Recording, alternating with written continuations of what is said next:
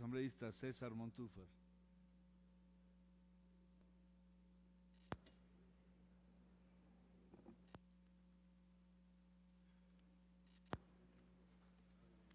Muchas gracias, señor presidente. Creo que por las intervenciones que estamos escuchando,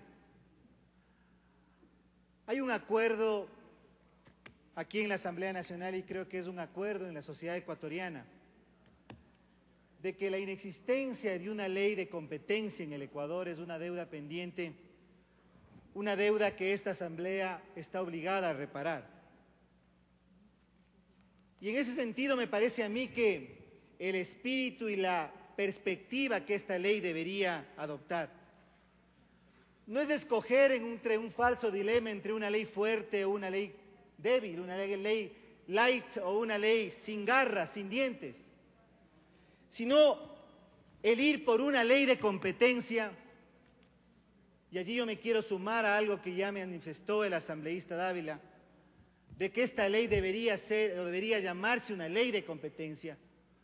Una ley de competencia que garantice el derecho de los emprendedores en el Ecuador a emprender sus negocios y no verse inhibidos de hacerlo por el poder o el abuso del poder dominante o de la posición dominante de un actor que pueda hacerlo. Y el derecho de los consumidores a tener y acceder a productos de buena calidad, a productos que satisfagan sus necesidades sin abuso y sin especulación. Si uno analiza la legislación comparada que existe en términos de leyes de competencia, me he tomado el trabajo de analizar la ley española, la ley mexicana, la ley colombiana, ahí uno puede ver cómo es posible llegar hacia leyes de esta naturaleza, que vayan directamente y en función de prohibir, por ejemplo, acuerdos entre actores económicos para ilegítima e injustificadamente establecer precios o repartirse mercados, o que corrijan y prevengan y castiguen los abusos de los grandes frente a los pequeños.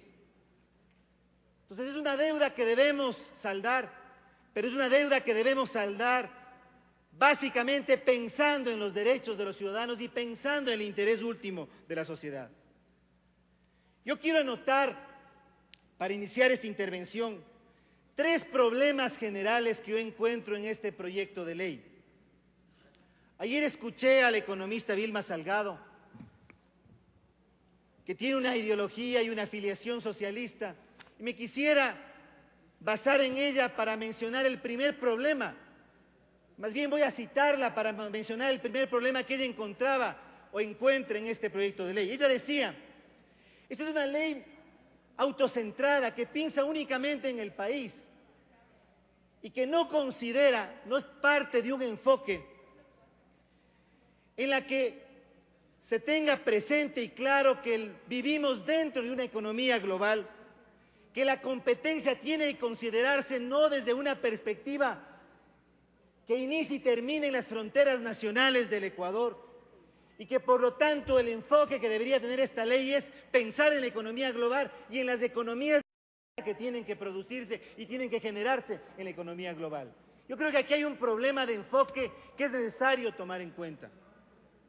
Un segundo problema general que yo quisiera notar, y ha sido mencionado, pero yo quisiera poner especial énfasis, es en ese poder que se le da al presidente de la República para establecer excepciones a la ley, básicamente los artículos 26 y 30, para incluso retirar competidores del mercado, lo cual va más allá de lo que aquí se ha mencionado y ha sido ampliamente debatido, que es la facultad que está en la Constitución de presentar ternas al Consejo de Participación para elección de superintendente. Esta ley crea la posibilidad de que el presidente de la República de manera discrecional pueda retirar competidores del mercado. Y aquello es muy peligroso. Ya se ha dicho que una ley, y esta ley en específico también, no puede ser pensada y no puede ser concebida y aprobada en función del actual presidente de la República. En una democracia hay alternabilidad y puede ser que en el futuro cercano o lejano, tengamos a un empresario, presidente, que tenga intereses directos en el mercado. Figúrense ustedes que ese presidente pueda retirar la manera como se propone en esta ley sin el contrapeso que posiblemente debería estar con fuerza en la superintendencia. Un tercer problema general que yo quiero también anotar tiene que ver con este desequilibrio que yo encuentro en este proyecto entre los llamados monopolios legales públicos y los monopolios privados. Quizá no nos vamos a poner de acuerdo. Yo creo que, como ya lo planteó el general Moncayo, no se trata de reemplazar la tiranía de los actores económicos por la tiranía del Estado. Se trata de encontrar un equilibrio y evidentemente, esta es una ley punitiva que tiene un claro carácter castigador. Y sabemos que ese carácter castigador va a ir hacia los actores fundamentalmente privados. Yo soy de aquellos que sostengo que el motor de una economía o de la economía deben ser y son los actores privados. Por lo tanto, la ley no debe ir en función de castigarlos, en función de incluso generando prácticas que pueden ser anticompetitivas por el mismo Estado. Impedir que estos sean la principal fuente y motor de dinámica de la economía. Yo creo que aquí en la ley le hace falta un equilibrio. No se trata únicamente de que el artículo 2, el artículo del ámbito, mencione a los actores públicos. Es necesario que esta ley exprese un equilibrio, ni regresar a la tiranía de los privatizadores en donde el mercado era el único Dios, ni tampoco ir al otro extremo. Creo que tenemos la obligación de encontrar un equilibrio y hacia allá debe ir esta ley de competencia. Quisiera mencionar además algunos temas digamos, más precisos y más puntuales. Mucho se ha discutido respecto al tema de la definición de poder del mercado. El asambleísta Bustamante leyó el artículo 335 de la Constitución. Y ese artículo es muy claro.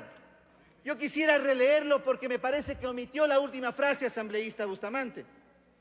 Este artículo dice, en la parte pertinente, el Estado definirá una política de precios orientada a proteger la producción nacional, establecerá los mecanismos de sanción para evitar cualquier práctica de monopolio y oligopolio privado, o de abuso de posición dominante, de dominio en el mercado y otras prácticas de competencia desleal, o de abuso de la posición de dominio en el mercado y otras prácticas de competencia desleal. Por lo tanto, señor presidente, me parece que el artículo 6 tiene que ir en concordancia a lo que dice la Constitución y específicamente prohibir y castigar lo que la Constitución dice, es decir, abuso de la posición de dominio y competencia desleal. Y hacia allá tiene que centrarse específicamente la regulación de esta ley. Aquello evidentemente tiene consecuencias también en el artículo 8, en que se establece un listado de 21 o 22 conductas o infracciones que habría que prevenir, y allí me parece a mí que sí es necesaria una especificación para que no exista una amplia interpretación y una discrecionalidad que podría, como digo, tornar a esta ley en un instrumento de castigo y de desincentivo a los actores privados. Decía que esta ley, en segundo lugar, ya hablando de los temas puntuales, presenta un claro carácter punitivo. Insisto, aquí no estamos ante el dilema de una ley débil o una ley fuerte, de una ley light o una ley con garras. Tenemos que buscar una ley que sea eficiente y que permita verdaderamente regular la competencia de manera que se protejan los intereses de la sociedad. Creo que los artículos 77, 71, 73 y 74 tienen que ser mucho más específicos y no prestarse a interpretaciones o usos discrecionales.